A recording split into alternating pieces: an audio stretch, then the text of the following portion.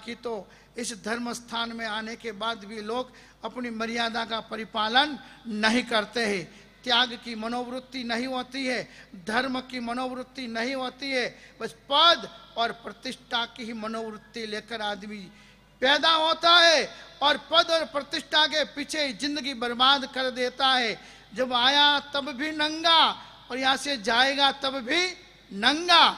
ऐसे जाने वाले खाली आप रुपया बोल दो, बड़े उत्सव करा दो, उससे आपको स्वर्गवास नहीं मिलने वाला है।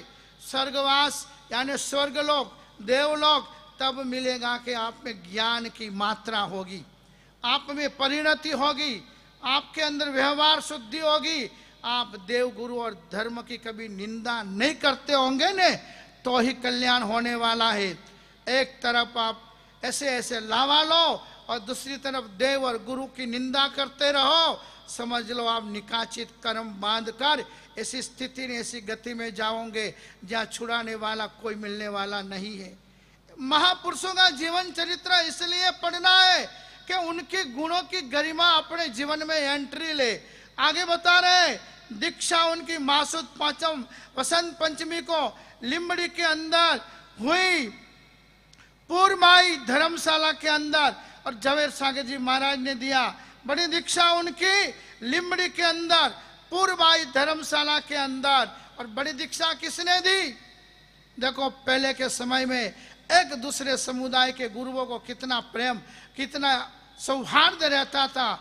आनंद सागर श्री महाराज को बड़ी दीक्षा विजय हिमाचल श्री महाराज के गुरु पन्यास हित विजय जी महाराज ने बड़ी दीक्षा दी थी। बोलो इतना एक दूसरे समुदायों को भी अरस परस इतना प्रेम, इतना लगाव होता था। और इसलिए उस समय से हित विजय जी महाराज के टाइम से अभी तक सागर समुदाय और हिमाचल श्री महाराज का गोचरी वंदन व्यवहार सब एक है। आज भी हिमाचल श्री महाराज की साध्वियों को योगोद्वहन सागर समुदाय के आचार्य करवाते हैं। जब उनको कहीं योग नहीं मिलता है ने, तब वो सारे हिमाचल श्री महाराज के समुदाय का साध्वी समुदाय, हमारे समुदाय के जिनको अनुकूलता हो ऐसे आचार्यों की निश्रा में योगोद्वहन आज भी चालू रहता है। लगभग वर्तमान में जितने भी साध्वी जी भगवंत है, संयम शिला जी हो के वो कमला महाराज हो या जो भी साध्वी जी भगवंत बड़े बड़े हैं, वो सारों ने दीक्षा का और अन्य जो आगमों के जोग सारे सागर समुदाय के निश्रा में ही हो रहे। क्योंकि हिमाचल श्री महाराज जब समुदायों के साधु समुदायों के सम्मेलन में नहीं पहुंचते थे ने, तब चिट्ठी लिख के भेज देते थे वो मेवाड़ से या घाणेराव से, मैं आने में असमर्थ हूँ इस मुनि सम्मेलन में, मगर सागर समुदाय जो निर्णय लेगा वो निर्णय मेरे समुदाय को मान्य रहेगा।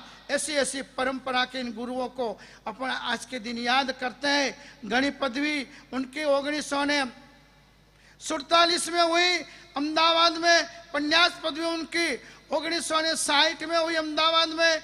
उनका योगोद्वहन के बिना आगम पढ़ नहीं सकते, तो पूरा योगोद्वहन की क्रिया सागर जी महाराज को पन्यास नियम विजय जी यानी सूर्य सम्राट नेमी सूरीश्वर जी महाराज ने उनको योगोद्वहन करवाया था। जब आचार्य पदवी लेने का आया समय, तब उनको आचार्य पदवी पंजाबी आचार्य कमल सूरी जी महाराज यानी मूलचंद जी महाराज के शिष्य, और वर्तमान में जो रामचंद्र सूरी, वल्लभ सूरी सारे समुदाय चलते हैं ने, वो सारे समुदाय कमल सूरी महाराज का परिवार गिना जाता है।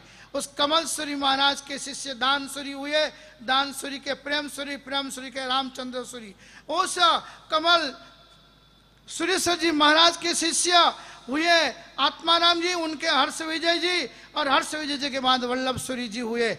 इस तरह से एक दूसरे समुदायों को इतना गहरा रिलेशन और प्रेम मैत्री थी। ऐसे कमल सूरी महाराज ने उनको आचार्य पदवी सूरत के अंदर मंचू भाई दीपचंद उपाश्रय यानी लिमड़ा के उपाश्रय में दी थी। साहेब गुरुदेव का काल धर्म भी सूरत में हुआ था, और छेले 15 वर्ष तक सागर जी महाराज सूरत के अंदर रहे, इसलिए सूरत के सागर जी गिने गए। और आज सूरत में जितने भी बड़े बड़े उपासनाएं हैं, चाहे लाल बंगला लो, अठवा लाइन्स लो, कैलाश नगर लो, उमरा लो, सारे संघों में, वो मंदिरों में सागरानंद श्री महाराज की गुरु मूर्ति है, सुप्रतिष्ठित है। और इन संघों में आज भी नियम है, 1 वर्ष सागर समुदाय का चौमासा, दूसरे वर्ष 1 तिथि वाले कोई भी समुदाय का चौमासा, वापिस 1 वर्ष सागर समुदाय का चौमासा, वापिस दूसरे साल कोई 1 तिथि वालों का चौमासा। पूरे सूरत में जितने भी बड़े बड़े उपाश्रय है, प्राचीन उपाश्रय है, बड़े बड़े ट्रस्ट है, सारे ट्रस्टों का आज भी नियम चल रहा है। ऐसे सागर जी महाराज साहब ने बाल दीक्षा, आजकल तो प्रचार बहुत चल रहा है, बाल दीक्षा के प्रवर्तक ने, बाल दीक्षा के हिमायती, अरे भाई जिस समय के अंदर जिन जन्म ही नहीं हुआ था रामचंद्र सूरी जी का, उस जमाने में इस पूरे मूर्ति पूजक समाज के अंदर बाल दीक्षा आचार्य भगवान आनंद सागर श्री महाराज ने गायकवाड़ सरकार के राज्य में बड़ौदा के अंदर दीक्षा दी थी 8 साल के बच्चे को। और दीक्षा दिया, गायकवाड़ सरकार को मालूम पड़ा कि हमारे इस बड़ौदा जिला में बाल दीक्षा के ऊपर बैंड मारा हुआ है, आपने कैसे दीक्षा दे दी। वारंट आया, छाणी में विराजमान आनंद सागर श्री महाराज संग भयभीत हो गया कि गायकवाड़ सरकार बहुत बड़ी तेज सरकार है, कुछ न कुछ गड़बड़ हो जाएगा, और बड़बड़ा चालू हो गया। अरे गुरुदेव ने अपन को पूछा भी नहीं, दीक्षा दे दी, अब ये लफड़े होंगे, अब कोर्ट में जाना पड़ेगा, कौन जाएगा। सागर जी महाराज के कान तक आवाज आया कि ऐसी ऐसी इन श्रावकों में पंचायती चालू है। श्रावक का आज की भाषा में श्रावक का मतलब पंचायती, सुश्रावक का मतलब शासन को समर्पित। जो सुश्रावक होता है ने, वही देव गुरु और धर्म और शासन को समर्पित रहता है। तब सागर जी महाराज ने समाज को बुला के कह दिया, तुमको कोई टेंशन लेने की जरूरत नहीं है, सब मैं निपटूंगा। देखो इतने बड़े बड़े काम करने वालों के पास कोई ताकत होती है, कोई इष्ट होता है, कोई उपासना होती है, कोई ऊपर वालों की कृपा होती है, तब सरकारों को भी चैलेंज देते। समन्स आया, सागर जी महाराज खुद हाजिर हुए कोर्ट में। जज ने पूछा, क्या आपने बाल दीक्षा दी? कि हाँ। क्या आपको मालूम है इस गायकवाड़ सरकार में बाल दीक्षा का बैंड है? तो कहा हाँ। तो फिर आपने क्या है, राजगुना नहीं किया है? तो कहे नहीं। आपने दीक्षा दी है ना, आप बोल रहे हो कि मैंने गुनाह नहीं किया है? तो कहा हाँ, गुनाह नहीं किया है। तो कैसे? मैंने जो दीक्षा दी है ने, बड़ौदा राज्य में नहीं दी है, ये रेलवे जो है, ये रेलवे जो चलती है ने, और किस में आती है? तो सेंट्रल गवर्नमेंट में होता है। तो मैंने जो दीक्षा दी है ने, 2 पाटा के बीच में दीक्षा दी है। बोलो बड़ौदा राज का है वो? न्यायाधीश बोला कि ना, वो रेलवे की पटरी और रेलवे का जो विस्तार है सेंट्रल गवर्नमेंट ना। तो क्या सेंट्रल गवर्नमेंट ने बाल दीक्षा पर बैंड मारा है? तो कि नहीं। तो फिर गुनाह काय का हुआ? और जज भी ने हाथ जोड़ दिया कि वास्तव में बुद्धिशाली है कि जिन्होंने इतना बड़ा पराक्रम का काम किया, उसके बावजूद भी इतने निर्भयता से जवाब दे रहे। ऐसे जहां जहां भी बहुत केस हुए, अंतरिक्ष में भी केस हुआ था उनके ऊपर, केसरिया जी में भी केस हुआ था, कोई वकील नहीं, मैं खोज जाऊंगा, मैं खोज जवाब दूंगा। ऐसे बुद्धि निदान गुरुदेव थे। और दीक्षा जो दी थी, उस साधु का नाम 8 साल की उम्र में जो दीक्षा दी ने, वो अरुणोदय सागर जी के नाम से प्रसिद्ध हुए।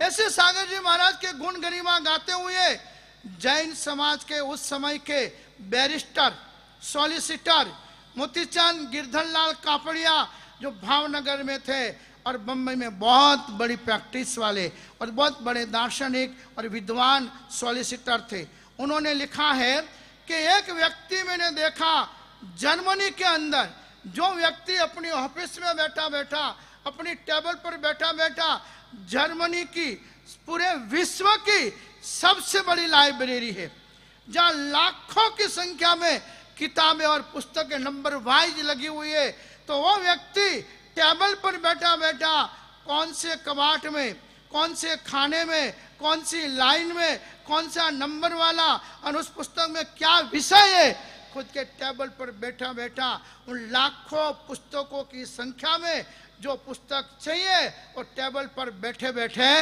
दिखा देते थे।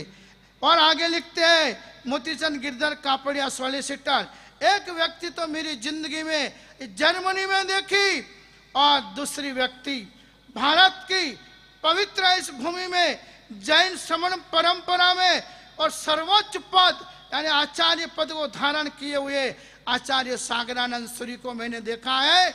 जो व्यक्ति इस तरह से कोई भी 45 आगम में से किसी भी आगम की कोई बात कोई करे तो आगम का नाम, आगम के श्लोक की संख्या और पेज नंबर के साथ दिखाने वाला कोई व्यक्ति इस धरती पर जन्म लिया हो तो सिर्फ सागरानंद सूरी जी लिया जन्म। ये बात कहाँ लिखी है उन्होंने? मोतीचंद गिरधरलाल कापड़िया ने उपमिति भाव प्रपंच कथा नाम की पुस्तक की प्रस्तावना के अंदर लिखा है। दूसरा एक पंडित जैन समाज का जिसको विश्व के लेवल पर सुवर्ण पदक मिला हुआ है, सुखलाल जी पंडित, उस समय के और नास्तिक गिने जाते थे, मगर उस व्यक्ति ने दर्शन और चिंतन नाम के इतने बड़े बड़े ग्रंथ लिखे हैं। उस ग्रंथ के अंदर प्रस्तावना में पंडित सुखलाल ने लिखा है, कम भाग्य है इस भारत भूमि का कि इस भूमि को एक ऐसा रत्न मिला, मगर ये देश, ये समाज उसकी कीमत नहीं देख पाया। यही सागर जी प्राच्य भूमि के अंदर, विदेश की भूमि के ऊपर यदि सागरानंद सूरी ने जन्म लिया होता तो चौराहे चौराहे पर ये आनंद सागर सूरी जी के पुतले लोग बिठाते। ऐसा ज्ञान का दरिया, ज्ञान का समुद्र ये आनंद सागर सूरी जी है। ये पंडित सुखलाल ने लिखा है। ऐसे पंडितों ने और किसी आचार्य गच्छाधिपति या समुदाय के नायकों के लिए कभी नहीं लिखा है। गुरुदेव की बहुत सारी बातें हैं, क्योंकि विद्वान के गुण विद्वान ही समझ सकते हैं, ज्ञानियों की पहचान ज्ञानी ही कर सकते हैं। इन्होंने पूरी जिंदगी सिर्फ ज्ञान और साथ साथ में तीर्थ रक्षा और साथ साथ में साधुओं को तैयार करने का काम इन्होंने किया था। ऐसे गुरुदेव जो बोलते नहीं थे मगर वास्तविक करके देते थे। जीवन में एक बार भी उन्होंने डोली का भी उपयोग नहीं किया। और ऐसे भी आचार्य गच्छाधिपति हुए, डोली का भयंकर विरोध किया, डोली का भयंकर विरोध किया और छेली जिंदगी पूरी डोली में ही विहार किया हुआ है। इन्होंने विरोध नहीं किया, मगर इन्होंने क्या किया, मेरी शक्ति होगी वहां तक चलूंगा, बाद में मैं स्थिरवास ले लूंगा। तो छेली उम्र में 15 से 20 साल सिर्फ सूरत के अंदर उन्होंने अपने स्थिरवास ले लिया था। ऐसे गुरुदेव कभी नौकार वाली से जाप नहीं करते थे, अपने ऐसा अंगुलियों के ऊपर ही हमेशा जाप करते थे। वो कभी फोटो नहीं खिंचवाते थे। तो ऐसे ऐसे कई छोटे मोटे नियम उनकी जिंदगी के उन्होंने अंदर पूरे आचार विचारों के साथ पालन किया हुआ है। चौमासा की जय, फागुन सुदी 14 के पहले कभी बुलाते नहीं थे। क्यों? कि वो समझते थे कि शासन के काम, गांवों के काम, समाज के काम, संघ के काम कब कहाँ आ जाए, उस समय कहीं भी किसी और जगह जाना पड़े, इसलिए वो फागुन सुदी 14 के बाद ही चातुर्मास की जय बुलाते थे। 2 बार ही फागुन सुदी 14 के पहले जय बुलाई थी। एक बार तो अंतरिक्ष तीर्थ का केस चल रहा था उनके निमित्त से, इसलिए उनको चौमासा की जय एवला की पहले बुलानी पड़ी थी, फागुन महीने पहले। और दूसरी बार अजीमगंज चौमासा के लिए उनको जाना था, तब जय बुलाई थी। तो ऐसे गुरुदेव इतना आगमों का संशोधन किया, इतना संपादन किया, उसके बावजूद भी कभी भी फानस, पेट्रोमैक्स फानस, कभी भी फानस के दिए में या अन्य कोई प्रकाश में या लाइट के उज्जय में कभी भी उन्होंने कोई ज्ञान ध्यान या कुछ नहीं किया है। इतना उनकी पालनी थी। जीवन में कभी भी ऐसे सपोर्ट करके पार्टियां को या पीछे सपोर्ट लेके जिंदगी में कभी भी बैठे नहीं है। ऐसे गुरुदेव की गरिमा तो बहुत है।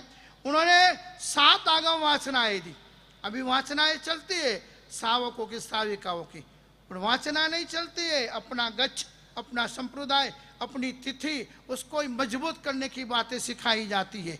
मगर आनंद सागर श्री महाराज ने प्रथम वाचना विसंवत 1971 में पाटन में दी थी। 10 वैकालिक ग्रंथ और 60 त्रिशिका ग्रंथ के ऊपर और 45 आगमों के ऊपर उन्होंने वाचना दी थी।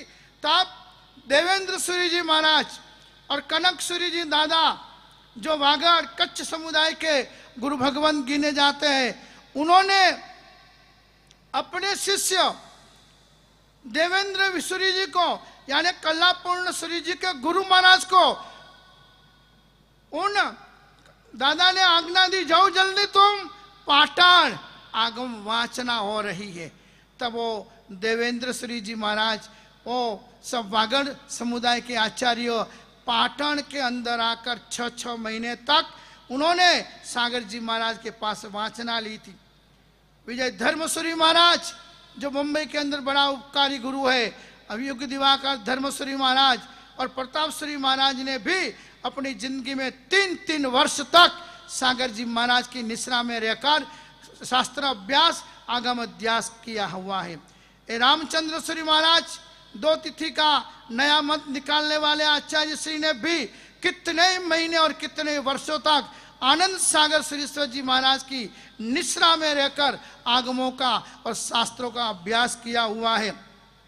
नेमीश्वरी महाराज ने अपने पटधर आचार्य विजय उदयश्वरी महाराज, आचार्य विजय नंदन सूरी महाराज को कई वर्षों तक, कई महीनों तक आनंद सागर श्री महाराज के निश्रा में भेजा, वहाँ रखे और उनको आगमों का और शास्त्रों का ज्ञान वहाँ से प्राप्त हुई। दूसरी वाचना 1971 में कपड़वंज के अंदर ललित विस्त्रा, योग दृष्टि, अनुयोग द्वार, आवश्यक सूत्र, उत्तरायण सूत्र के ऊपर 6 महीने तक आगम वाचना चली।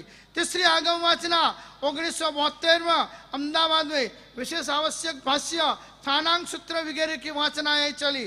चौथी वाचना